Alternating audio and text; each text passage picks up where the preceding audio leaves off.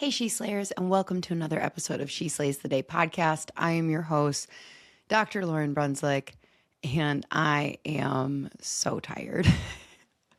I am so tired. We officially have closed the doors to Uncharted CEO, and it has been just such an amazing month. I spent the first half of the month not even home and just in the Dominican Republic and Newport and learning so much, and then came home to 4 free master classes. We had over 2,000 docs sign up for the master classes, which was incredible, and got so much good feedback from Rich Doc Rising. And then I did phone calls. I did like over 60 clarity phone calls with docs who wanted help with implementation of the Rich Doc Rising strategy, how to have the accountability and all of that. And doors are closed and I am tired. And, I was on the conversation with somebody and real sad, actually. Her husband, who was a chiropractor with her, died suddenly, and he was a preacher. And we were just talking about whether this was the right fit or not. And I shared with her, and she was the only person I shared this with, and now I'm sharing it with you. But we prayed over this group all month. Every night we alternate between the 4 of us who's doing the family prayer. And each one of us made sure that, and it wasn't like a thing that I forced the kids to do or whatever. It was just like, we just prayed that the right people found the right message at the right time. Whoever we were called to help, that they would see us through the noise, and that God would give them the courage to book a call, to make the leap. But only those that God felt that this was in alignment with what 2026 was bringing for them. So if you're somebody who I didn't talk to over the last few weeks, but you were watching from the sidelines, I will continue to pray that you find yourself in a position where you are ready to work on your financial future and create an early exit strategy. I love this episode right here with Dr. Abby, because Dr. Abby is a powerhouse chiropractor and woman, and they do not make them like this very often. And we're gonna talk about real estate, and what you'll see is just that there's strategy and there's action. And I think that something that was really alarming to me, alarming, sad, surprising, was how many older docs I talked to in this round. I think our median age for the group is 52. Talked to a lot of 55-year-olds, 58. We have a 65-year-old who's planning to sell in 3 years. And we have a few 30-somethings and 40-somethings, of course. But I've never had this many docs in their 50s plus. And it was, they were wanting to do the phone call because they should be able to see the exit ramp by now in their career. And they thought subconsciously in their 30s and 40s that retirement, a comfortable retirement, was going to just happen. It was just going to happen. And here they are in their 50s, mid-50s, and they should be able to see it by now. They should be able to see a future where 5 to 10 years from now, they'll be able to step away from practice and retire, and they don't. And so I'm so grateful that they're in this group, because I do believe that we're going to be able to help them. But it hurts my heart of that, how common that story is, of how common, and I talked to a lot of 30-somethings that are struggling to get their clinic to 200,000, and they are living paycheck to paycheck, truly. And it's wow, this isn't worth it. Like, it is not worth it. You are bringing home $60,000 a year for and you're banging your head against the wall trying to grow this. Like, you can go make that so many easier ways. And so, yeah, so I'm tired and I am grateful and I love you. If you haven't heard that recently, thank you for listening to the podcast. Thank you. There are so many people that joined this year that are like, I've been listening to you for years. And thank you. And thank you for those that are going to continue to listen. And yeah, that's it. So let's talk about Dr. Abby. Dr. Abby did not give me a bio in time. So we asked the internet. This is my new favorite thing of just Googling. And it like brings together. So Dr. Abby Sirovica is a chiropractor. She's pediatric trained and she is a high level entrepreneur and chiropractor. She founded Grassroots Family Chiropractic, which is now Grassroots Collective. I haven't fact checked any of this, by the way. It's just the internet. And if it's wrong, Abby, you should go fix the internet. And co-owns a wellness cafe. She focuses on pediatric prenatal care. She's cash-based family wellness model. And now she's transitioned from patient care to coaching leaders through HBA Academy. She is the host of the Expansion podcast. And girlfriend can't stop buying real estate. She is an inspiration to me. Should be an inspiration to you. She is newly engaged and she is marrying just the most God-focused man. He's a physical therapist. If this is the first time hearing of Dr. Abby, if you scroll way back, Kirby and I did a date night podcast with her and her now fiance, Dr. Odell. And they're just amazing people. So let's pray and then get into it. God, I don't have much more on my heart. I feel like I've said everything that I've needed to say. So I just will continue to praise you and thank you again and again. And please just show up for everyone listening, however you see fit this year. In your name we pray. Amen. Okay, without further ado, here is my conversation with Dr. Abby. Enjoy. All right, welcome. All right, now we can start. I love it. 2025 was wild. Crazy. Wild as far as expanding. Like, I know you feel the exact same way. How many properties did you add? Like, list all the things that you like added in 2025. For sure. And a podcast. Yeah. So yeah, we've been using more of a content waterfall with that stuff. And we can talk a little bit about like our plans for 2026 and really being able to, we started with a new coach that is completely outside of like, we love learning outside of our professions, but completely online. He actually brand scales like Cody Sanchez, if people are familiar with, and just like really getting linearly focused on the things that create the biggest results versus like trying to be spread everywhere. So 2025, we did add on 2 properties. And then we're kind of going into a season of pruning too. So we really set like a grand vision. And I think that has helped us a ton say, where do we want to go and take like the science of scaling, basically like take everything through this filter. For us, it's like $1 million months, which sounds insane.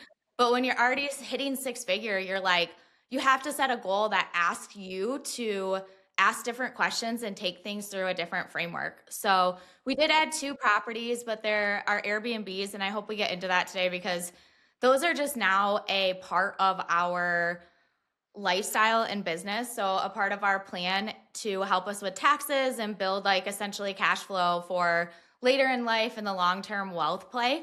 But we've also, you and I were kind of talking about that. We also have in a season of pruning too.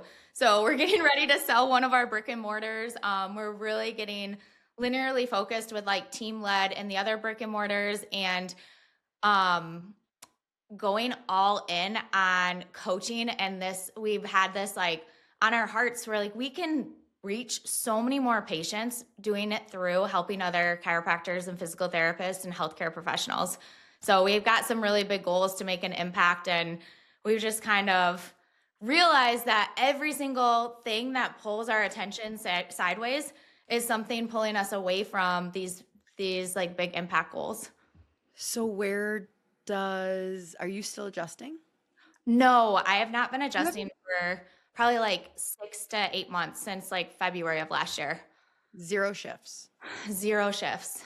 Yep. Okay, so like I think you were on the podcast around that time, but Okay. like because I remember being like, wait, zero? Because I think I could go down to one pretty Yeah. easily. Yeah. But Yep. zero. So Yeah. what does leadership look like in your clinic for you? So we've really leadership looks like coaching these docs.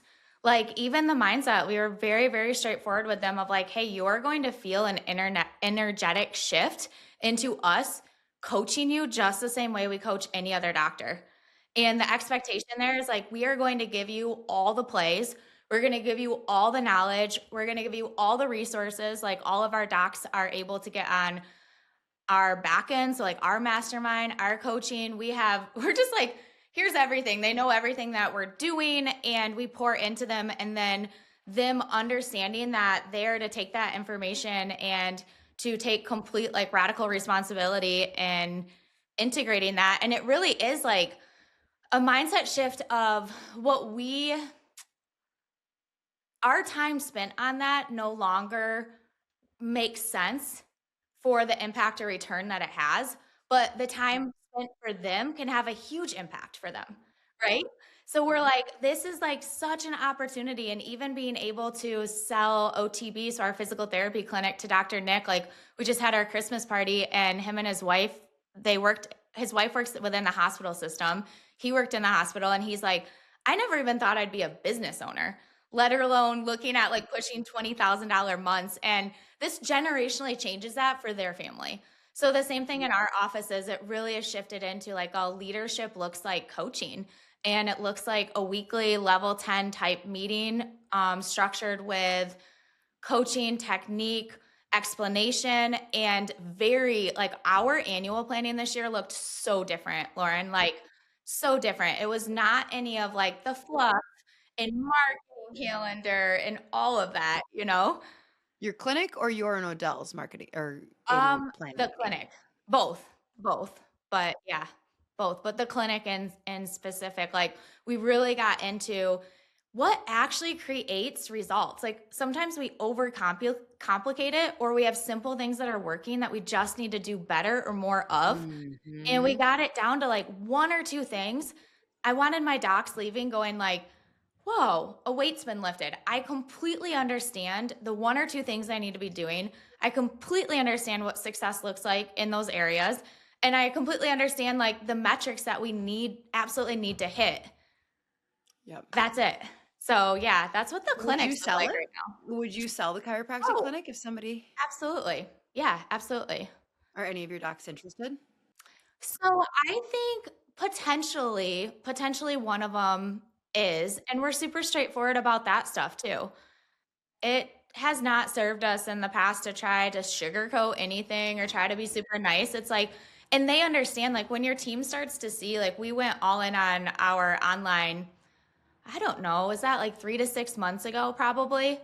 And they're in those wins too. They're in those like, guys, we share those things like our personal goals, and we share like we just hit a over 6-figure month. Like they understand the energetic shift of like, whoa, and they're cheering for us, like, which is what your team should be doing. I've had different situations where it like doesn't feel like that energy, and our teams now, they're like our biggest supporters and we are theirs too.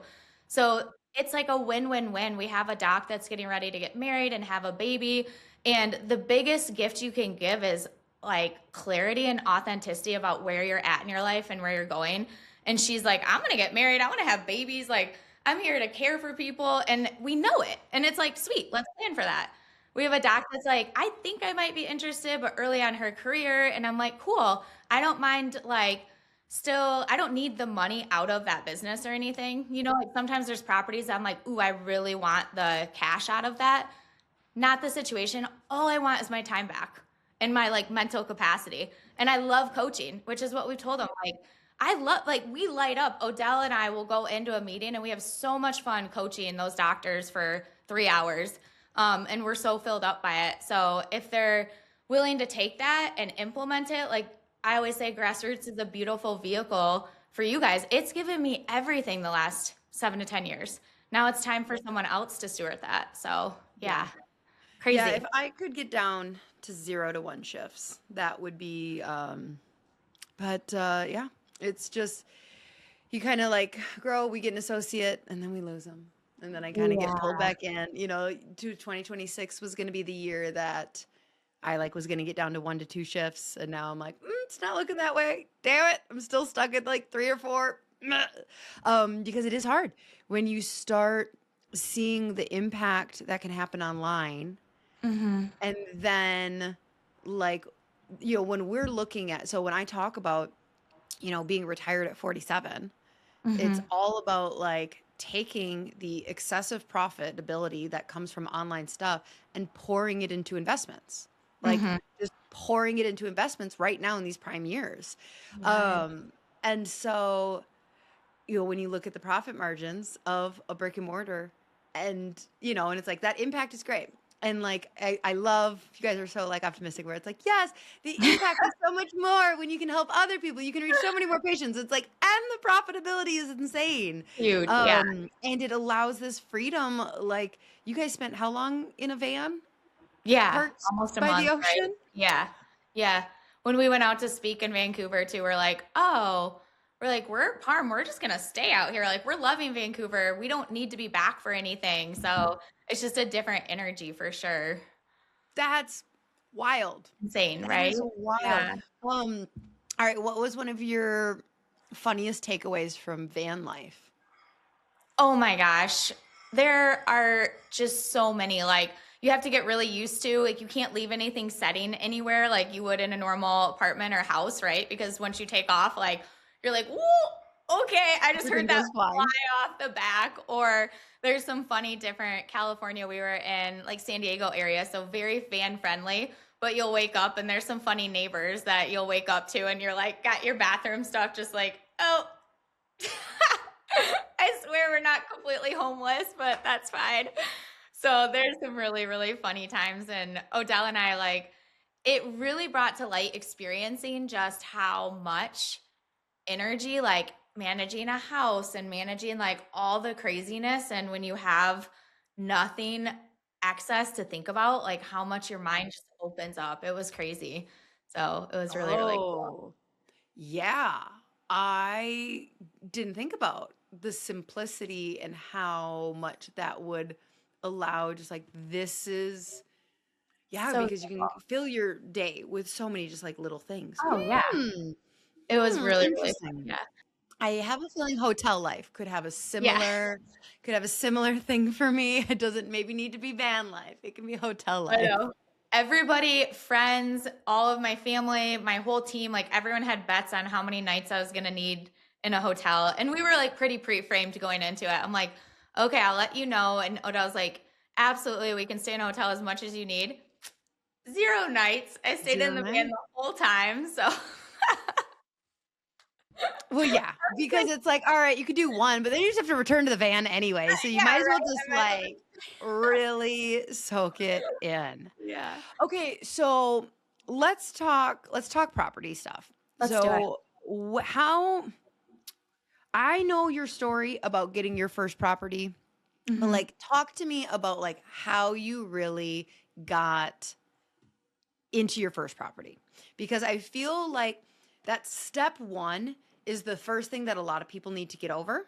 Mhm. And then from there, like, then the process of being able to replicate it is more of a fear thing often. But Yeah. like, talk about getting your first property and like how you got over the money mindset stuff of like, I can't afford it. Who's going to run it? I'm scared. I'm scared. That's what it comes down Yeah. to. Well, I think just acknowledging that, like, that feeling is so normal and there's nothing wrong with you or that you can't do it. Having that come up, I still have that feeling come up. It gets easier every single time. Like, every single time you go through doing it, you normalize that being your normal. But my first property, it wasn't even a traditional getting into it. Like honestly, I had lived in the property. I bought it for 55,000 from a family member. I was at the time I was just a single mom with two little kids and a business and everything else. So I didn't understand, like I did so much air quotes wrong, like so much of the work myself, and nights and weekends I didn't have the girls, and I always knew that real estate made sense to me. Like real estate just makes so much sense to me. And I think if there's anything for people to take home from this episode, I hope what they take home as a chiropractor or physical therapist or healthcare or anything, even like W-2 employees, and Airbnb is one of the best things that you can do to offset your active income. So when I started to understand that if we allowed emotions to make those decisions, like we wouldn't do anything ever. But if we can logically look at it and write down all of the numbers and understand like worst case scenario and best case scenario, then we can make a decision and understand that when those emotions of fear come up, we know what we're still going to do anyways on the other side of it. So I had to have those micro expanders or those micro experiences of air quotes at working. And I started that as a just like long-term rental. So I actually rented it to one of my team members, basically at cost. Like I didn't know what Right. I was doing at all. I'm like, oh, sweet, it's paying down my mortgage. Like this is awesome, and had no idea like liability woman and depreciation and what you're gonna have to do to get it prepped after, and like rental insurance and like everything, right? Like I was losing money essentially, thinking like, oh, Yeah. I'm crushing it.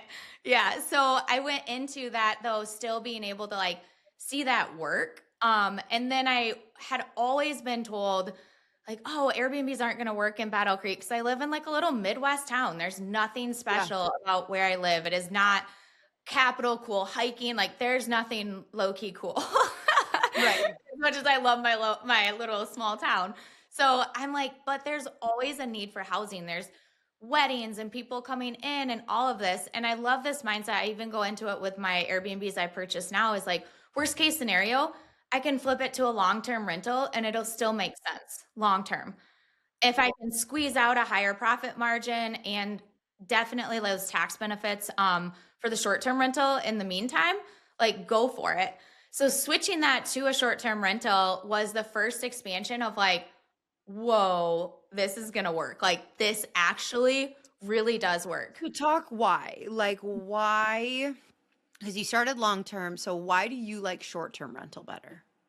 I can get And with a maybe short, define it for people.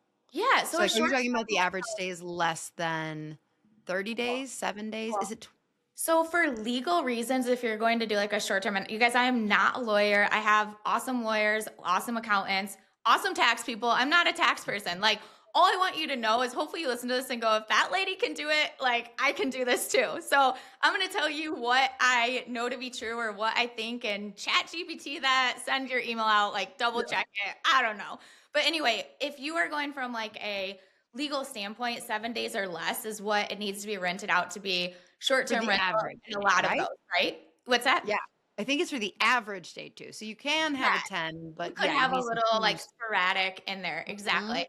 But you, something that I learned recently that I'm gonna start leveraging is that that's for that taxable year. You guys, like you can switch these properties out into other things. Like you can change your mind on all of this too. So, but anyway, a lot of those are going to be more of a mindset for me of short term, is like it's fully has everything in it that a person would need to be away from home and stay there. So a lot Yeah. of my properties have moved into doing like month to month or longer term short stays, and these are awesome because people are coming in, nurses or working, and Mhm. they're willing to pay those Airbnb rates, and they're booking out sometimes like months at a time for those properties that I've held for a year. Some of them we have to keep Yeah. moving, but others we're able to do that for. So the reason short-term rental, we can dig into the mindset around what it does for you from a tax advantage, but you get a more out of that property per month return than you would as a long term. Like a lot Yeah, of my. that's part of the problem because, like, we're in another small town in the Midwest, and it is funny when you talk to people about, like, I feel like our real estate is really inflated right now in our town. Mhm. Um, you're not getting a 4-bedroom for less than 200,000 right now Mhm. in our town, like, which is just wild. Uh-huh. Because, but so when you start running the numbers, that's where Kirby and I have really gotten hung up a little bit Mhm. because we're like, geez Louise, they want 240 for that. And we're going to have to go in and paint and do some new floorings. Like, it doesn't need to be nice, but like, it needs to be nice. Yeah. And then you're like calculating the mortgage and you're like, okay. And then we look at like rental stuff and we're like, I don't understand. We would have to charge, $2,000 a month for that. But like 4 bedrooms are running for like 1,300 in our town. And so it was just, that's kind of why we haven't added much this year, even though it Yeah. was on my vision board, because it's just like, well, we need the numbers to make sense. To But if work, you're yeah. short term rental, then it can. Too. Yeah. Yeah. And you'll start to dial in what I call like a buying box too. So we've gotten like that really, really dialed in for us. A 3-bedroom, 1 to 2 bathroom, right around that 180 to $200,000 price point. And they're returning right around like 3,000 to 3,500 a month. So all the numbers, yeah, all the numbers start to work with that. You And can get that. Oh, for short term. for short term. Yep. Yeah. Yes. Yep. For short term. Yep. Um, and like you said, the long term, it won't make sense a lot for those long term. And then the other thing that people that's like so cool that a lot of people I didn't realize was just the bonus depreciation. So bonus depreciation came back 100% with, now with the new legislation. And that's something that can ebb and flow. So it'll be like at 80%, 60%. They were trying to phase it completely out. Now that bonus depreciation is at back 100%, it makes sense. Like economically, it makes deals that would not have made sense, you wouldn't touch before, you'll do in this. Okay. Explain bonus depreciation the best you Okay, can cool. for the layperson. So yeah, so bonus depreciation means that like normally on your properties, you could write off or depreciate what that property value was over a set amount of time. For residential, it's like, I think at 27 and a half, you guys please Google me up. I don't know, but you guys like look up the concepts. Yeah. For Yeah. residential, it's like 27 and a half years. So you can understand if you bought a $100,000 property, that's not that much every single year you're able to depreciate. Bonus depreciation is able to say that if there's depreciable things, and we use what's called a cost segregation study. I was going to say, So is this all cost seg? basically, like a chunk of most of what you're like accelerating that depreciation is coming from your cost segregation study. So we'll go in So and are do a one of you a rep? no. So we have a really like my accountant has a really awesome cost seg. And then if you spend 100 hours a year on your properties, you can take it as like basically I think it's real estate professional. So Yeah, you that's a rep. are That's what I meant. A real estate oh, professional. sorry. See, I Yes. don't even Okay. know the lingo. See, guys, you can do this. I have 7 Airbnbs. You can do this. So yeah, so in anyone that's spending 100 hours a week or a year and is like tracking this, I have a real estate meeting every week with my property manager. I do all of the deals. I do the back end finances. I a lot of times will like get on and help design out because I love to do it. Design out stuff. I'll like you have 100 hours for sure, and you track all of that. So essentially you're able to take it as like business income. So think about it this way. I'm like, how can we simplify this for people? If I do a $200,000 property, I understand that it's probably somewhere around 40 to 70,000 that's going to be able to come off of my taxes. Right? So I'm How do you get looking to that number? at like I just do like I do like anywhere from around 30, I do like 35% usually on it. Okay. And there's all these different ways like, okay, what's the cost segregation? What's this? Let's pull this closing cost. It's so intense. Like, I'm like, okay, what does it average out to so I can start to just get in flow with these properties? And that's about what it, in my experience, has averaged out to. So if you have a $500,000 property, you could multiply it by like 0.35 to kind of start to understand what those numbers would look like for Mm. you as well. So this might feel like a lot to people, but what you need to understand is that it's not linear. Real estate's a long-term play. And a lot of times, if you were going to Not owe, a get rich quick this year. Now, no, currently with this administration, it can save you tens of thousands of dollars, or if you're buying big property, it could save you a six figures on your taxes. But yes, you also, this is the interesting for like the noobs in the group, the new grads or the people who haven't graduated yet, like everybody's like, I want to know tax strategy. I want to know tax strategy. Here's the thing about tax strategy. You can't have strategy until you have profits that you're paying in. So yeah, like if you're not like if you're looking at 2025, you're like last year and your accountant is like, "Well, yeah, you came under this threshold, so you're actually going to be getting a return." yeah, There's no strategy to happen.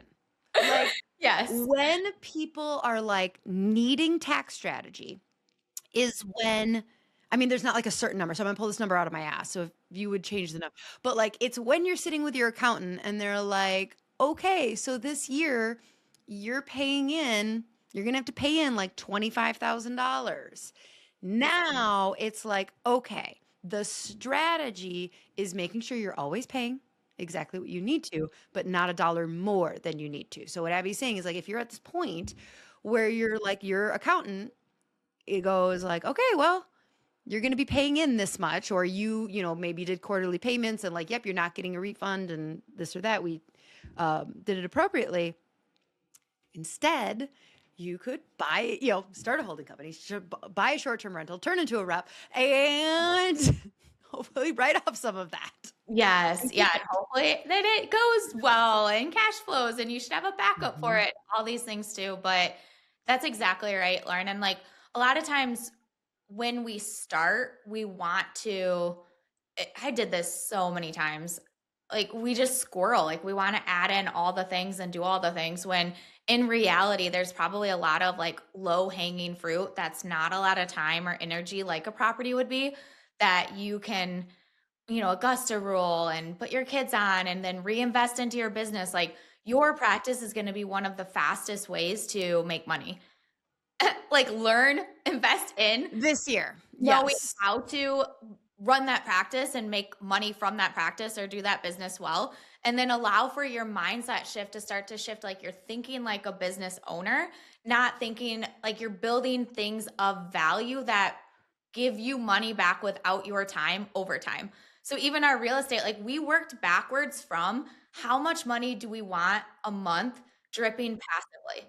So we didn't just make a goal out of just like willy nilly, like, oh, we want $10 million in real estate. It's like we worked backwards on like, what do we want that drip and portfolio to look like? Cool. What does that have to, has to happen to have those properties?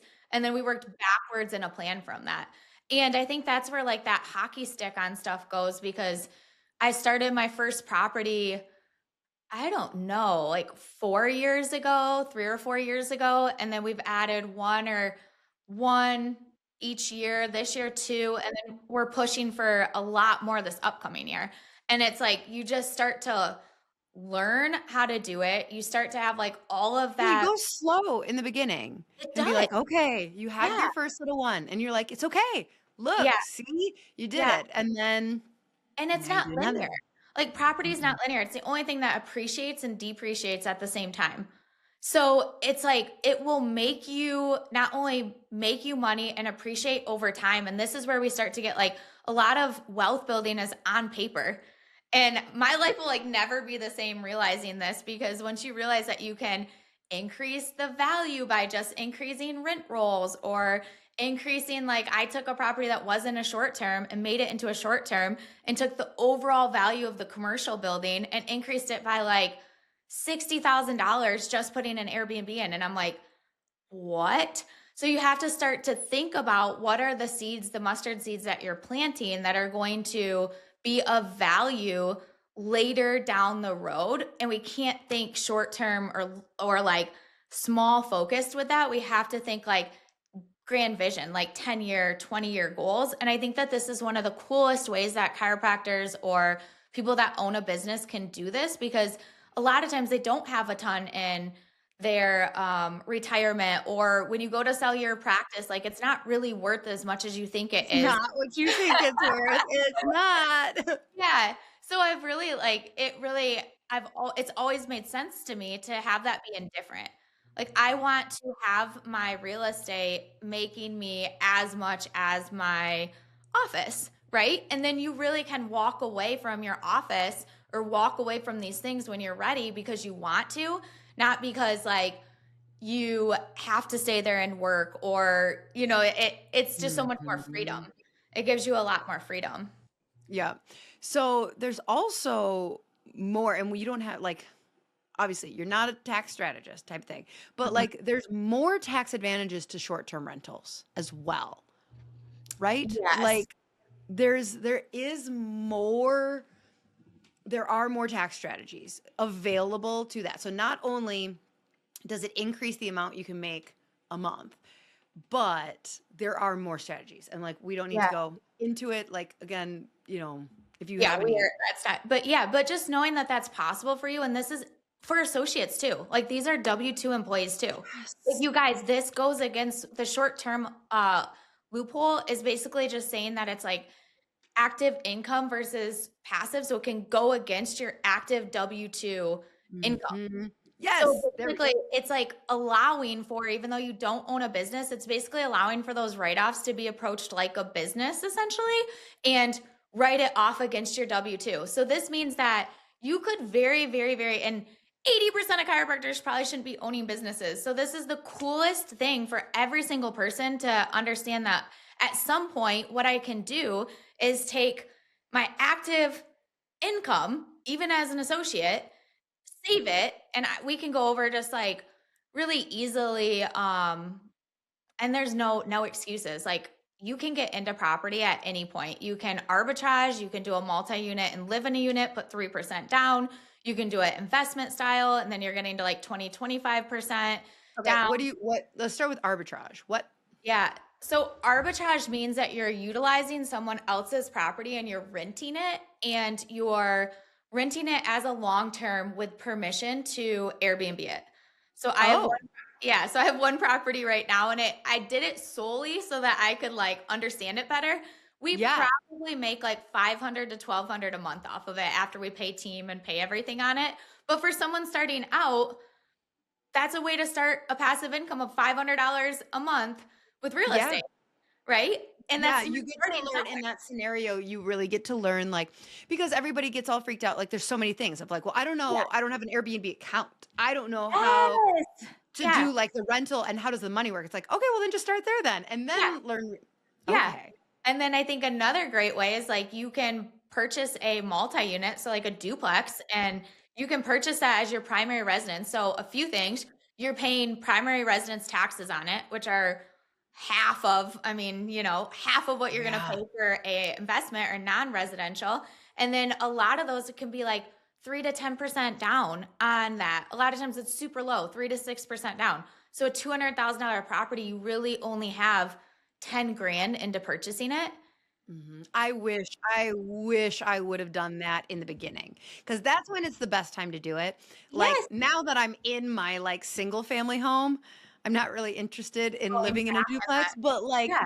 yes, that would be a like instead, like when it's you and your spouse or you're single and you're like, I want to own something, like, oh my gosh, that is 100%. the way to And then Airbnb go. one side of it off so you can start to like understand that, and it'll start covering the whole mortgage or making a little bit, and you're like, whoa, let's Airbnb this side too. We'll switch the taxes, who cares? And guess what happens?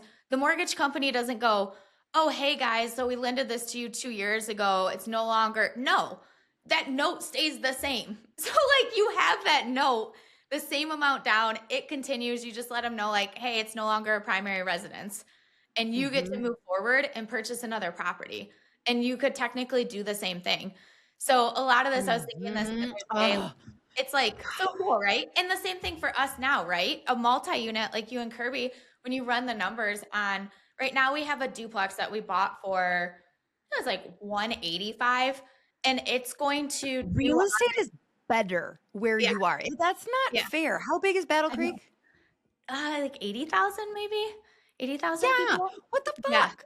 We're 10,000. We're 10,000. What? And I know.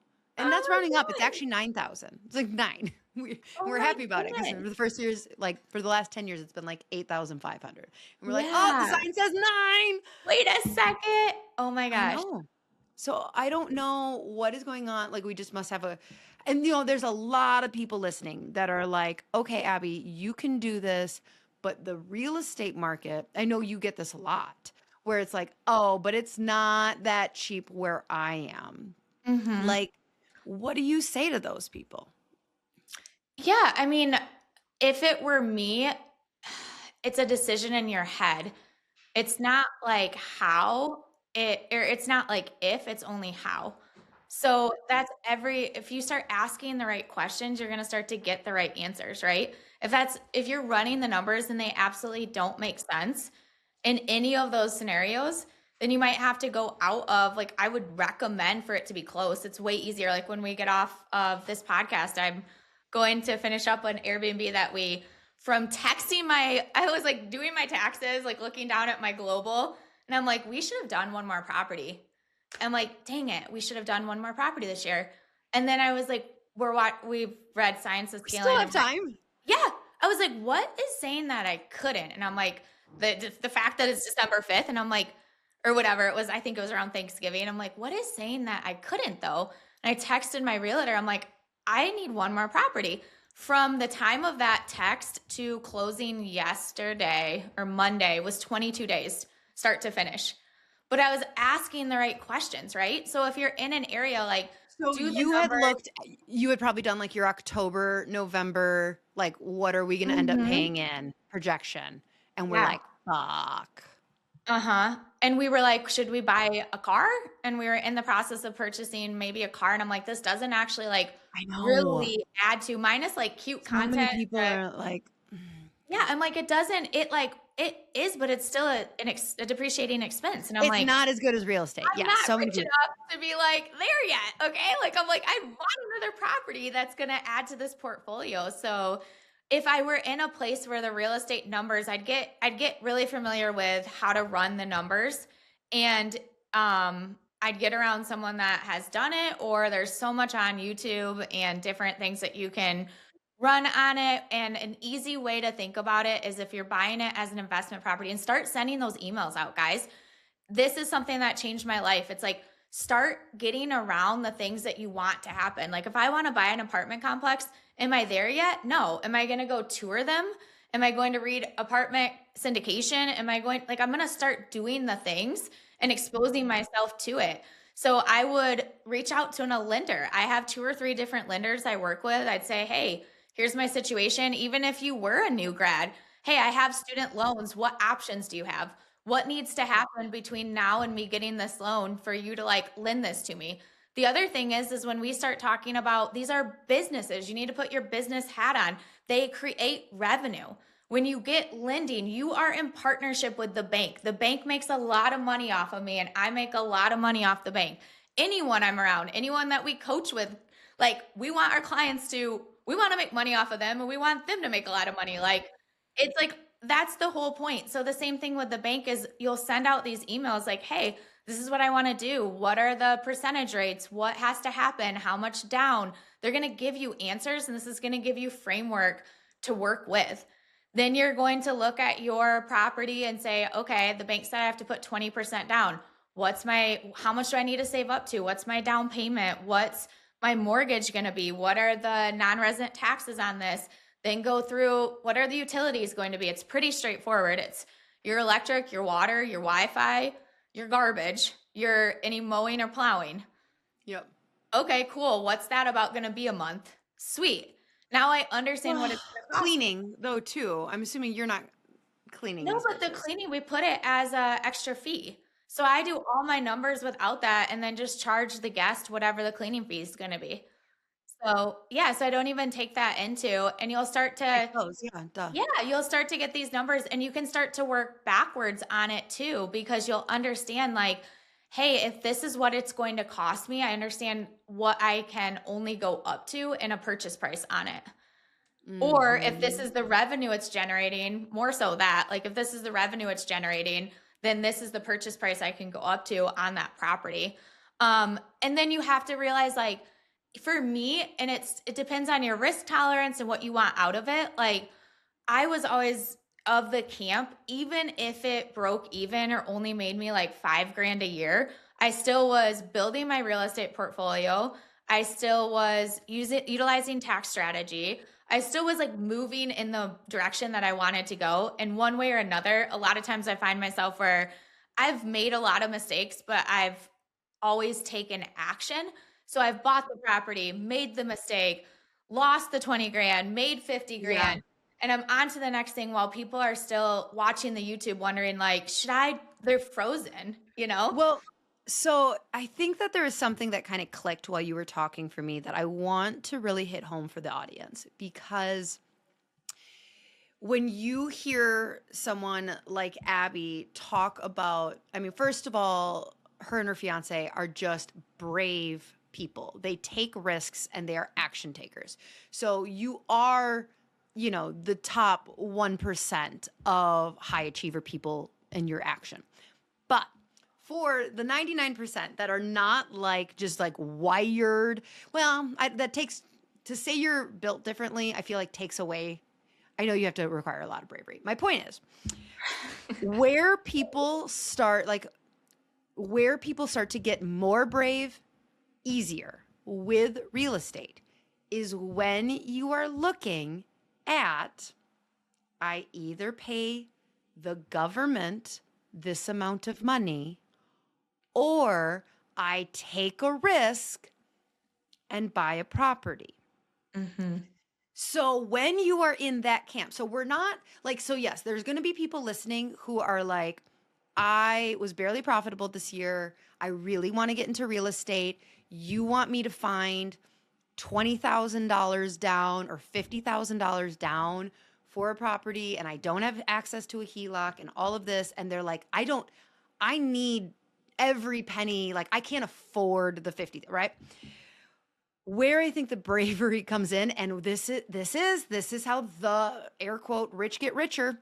Yes, this is why real estate is like, because it's like, okay, well, shit, I am looking at paying the government this much money in taxes, or so I either have to write a check for 50 grand. I have to, like, at the end of the year when they're like, this is what you owe, you have to have that money. You can't, like, so you're like, I either have to come up with 50 grand for the government, or or I, and that's where when you are looking at like either way, I'm writing a check to someone for 50 grand.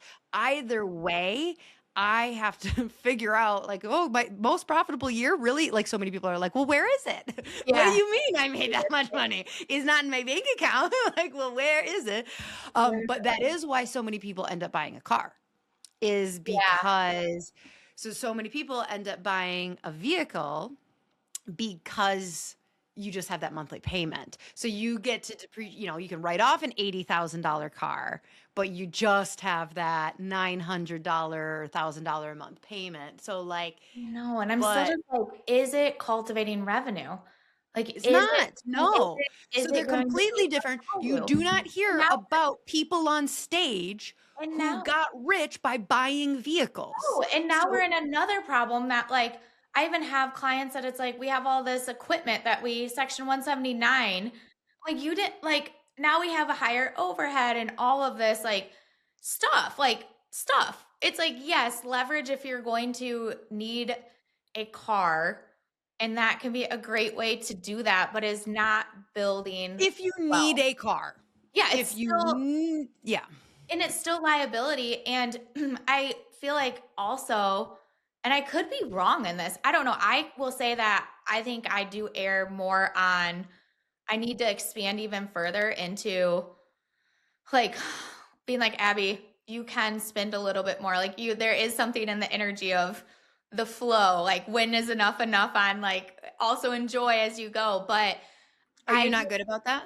I'm not as good about that. Like, I'm like, why do I need a new car when I could have a new property? Like, I would take it all day long. Half the time, I'm like, I'll wear these same clothes for 5 more years. I don't really care. Like, I want to launch another, I'd rather buy a coach and buy a new property and having it, you know what I mean? Like, do stuff like that. Which might be just like part of my process. I might be on your podcast in a few years being like, whoa, I wish I would have, spent more sooner. But even with, so think about this too, Lauren, this pinged to me. We have to get at tables and listening to things like this, listening to YouTubes, getting into like masterminds, being at tables where people are thinking differently. Because even within our brick and mortars, I have a multi-use commercial building that I was able to do an SBA loan on because we're in it. We're using more than 51% of the space. And I have an Airbnb that floats the whole building that one of my practices are in. So it's like, if you can't start on a residential, then what about starting within the commercial realm? And think about it in the way of like, my investment, how can it pay or take away some of my already costs? So think about that. If you're paying $3,000 in rent or whatever, if you bought a multi-use, and so SBA loans are 10% down, and this is basically the government and your bank and you coming together and saying like, we got this small business, plus it's multi-use, so you have an Airbnb out of it, plus a lot of those types of spaces we rent out to other providers too.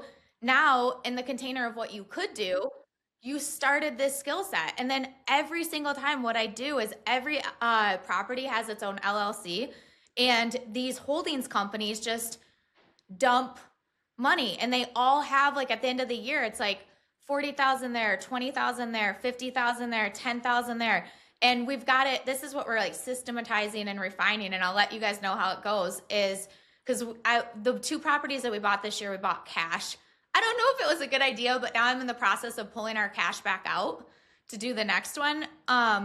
And I'm learning stuff along the way. Everything you see on Instagram with these like real estate are different when you go to apply. You're like, that Instagram reel told me I could pull all of it back out. Right. You're like, good research, lady. I'm like, ChatGPT told me, But so far it's about 75%. I thought it was 80% of one bank said appraised value, and then the other bank said purchase value.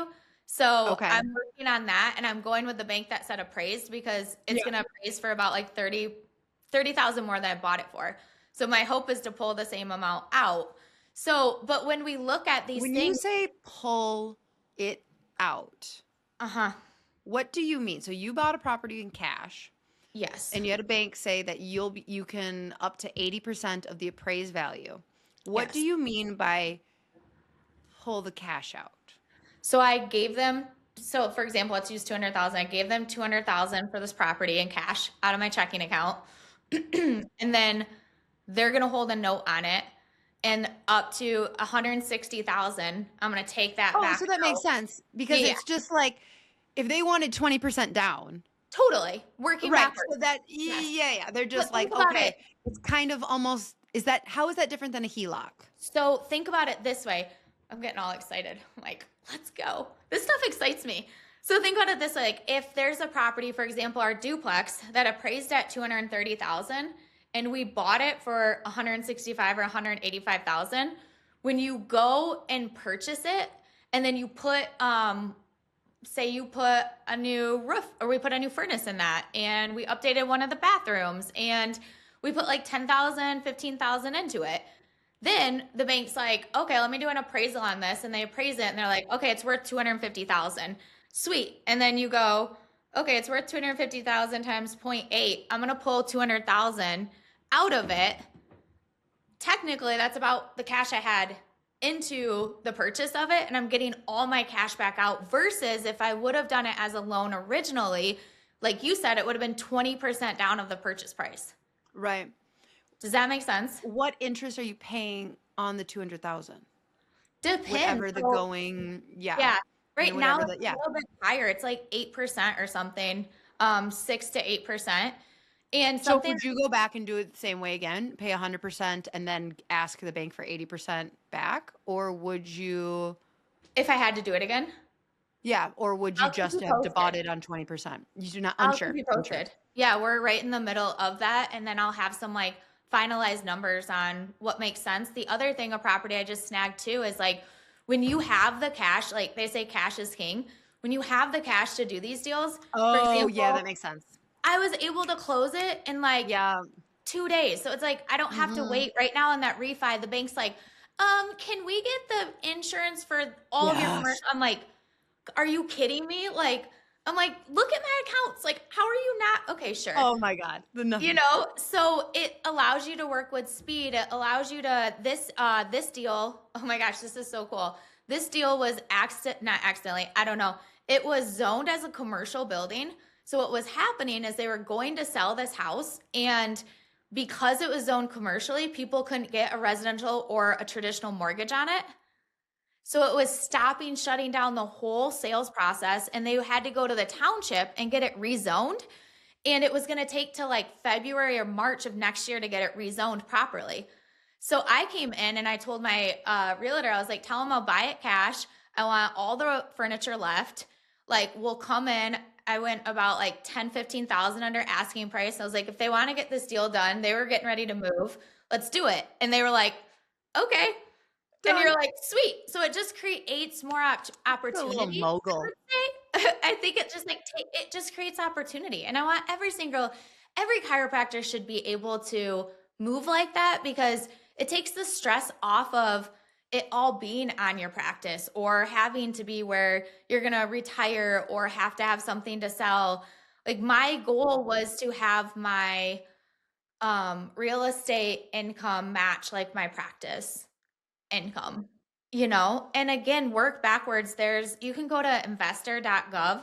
This is just a mindset shift for people too. It's like, go to investor.gov and there's like a like compound interest calculator or something like that, but you can start to play with, what would I need to put in the S&P 500 to have X amount in 20 years? And start to play, like, start to let your mind think that way of, what does my best, and you have to know, like, what does my house look like? What is my car? What is my travel? What do I want to spend on health and wellness and food? And start to say, like, I need 50K a month in cash flow. Okay. So that's what we're going to build towards. And then you start to work backwards from that. And it'll even define for me what I've experienced. It even defines what I need to achieve within the practice. Like, we started this conversation talking about grassroots. Like, I have a number that grassroots needs to make it make sense to put the energy into coaching, retaining, liability, dealing with it, right? So like, every single thing in our life we think about a as an investment, honestly. And it's not always money, right? An investment on your time, your energy, your, like, what you're giving back, like all of these different factors. Does it move you towards the person you want to become in your grand vision, or doesn't it? And if you have it that dialed in, you'll know the answer off the bat, whether or not you Right. should be doing it. Right. And like, I don't know. I think I did a disservice by saying that you and Odell are built differently, because you do have so much joy and optimism that, like, you are a special human, but I think that takes away from the action. Like it's not necessarily easier, for the last 3 years have not been easier for you than someone else. And when you look at, like, this is you know, you were divorced. You were in, it's not like you're like, oh, must be nice for Abby. It must be nice. You had to take these steps. And most people have no right owning a business. That we like I could talk all day long and I would piss off most of my audience and offend them, because most of you you do not have what it takes to build a seven-figure business, and you never will. Like, but if you can, if you like, you don't have to have a lot of the skills that you just don't have, like charisma or like sales. Like, sorry, I'm not speaking to anybody specifically, obviously, but like, a lot of you just don't have it. Yeah. Um, But you don't need those skills to start buying real estate. You don't need to have charisma and sales in order to start buying properties and doing this. So it's like you It's just, so but you faceless. have to take the fucking steps. You Have have to. to. So it requires, it does, like you said, you can get richer this year by focusing on your clinic, but like you, if you want this, this is possible. Building a real estate portfolio is possible for so many more people than actually getting to a seven-figure clinic. Oh, for sure. And what's so cool about that too is when you have self-awareness, like one of the biggest traits I see in successful people, and success looks different for everyone, is an ability to be super self-aware. And I love the people that are like, I don't want, like Odell and I, we're kind of realizing like we don't want to manage a lot of people. Like that is like one of the things. I love people. We're like, we want to move with a small team. I love the chiropractors that are able to say like, hey, I want to be in patient care. I just want to work 3 days a week. I don't want to be time poor. I want to make good money on it. I don't want to manage a ton of people. I want to dial in profit margins, and I want to like build this real estate portfolio. And that's my best life. I need 10 grand a month profit, 20 grand a month to take home. Like, cool. That's awesome. Let's go. Right. So I think that's like super duper powerful. And I don't think, Lauryn, the people that will move you forward the most are the people that are willing to tell you the truth.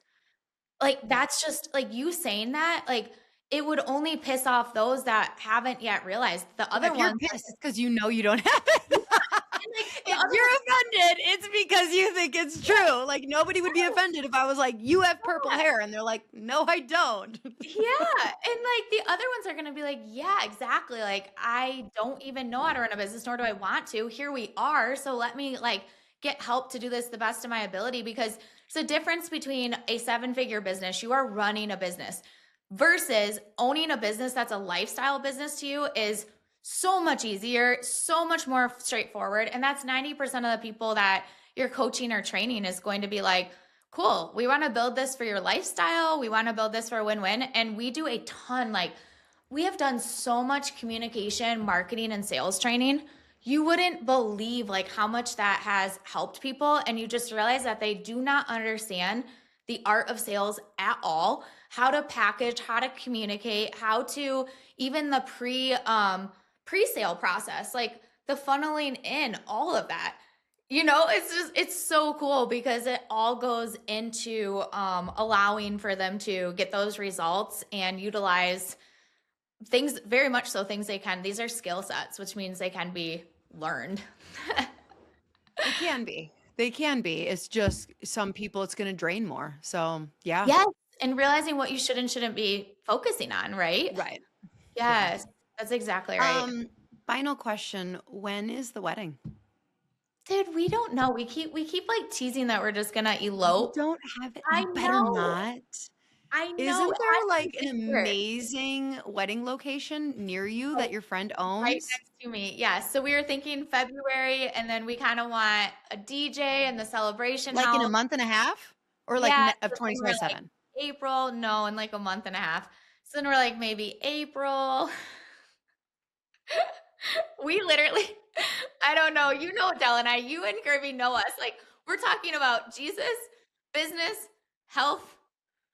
Like that's it, actually. Like Okay, I if don't we said know. it was gonna be a mastermind that you happen to get married at, would that motivate Oh you yeah, guys to we're throwing a mastermind in think of January, it so we this might way, as well just do both. invite all of your best Yes. high-level This friends is to a a write-off. mastermind See, this is what we're that talking there we go, about. I'm not green anymore. I don't know what I did to Oh, make me yeah, not no, green.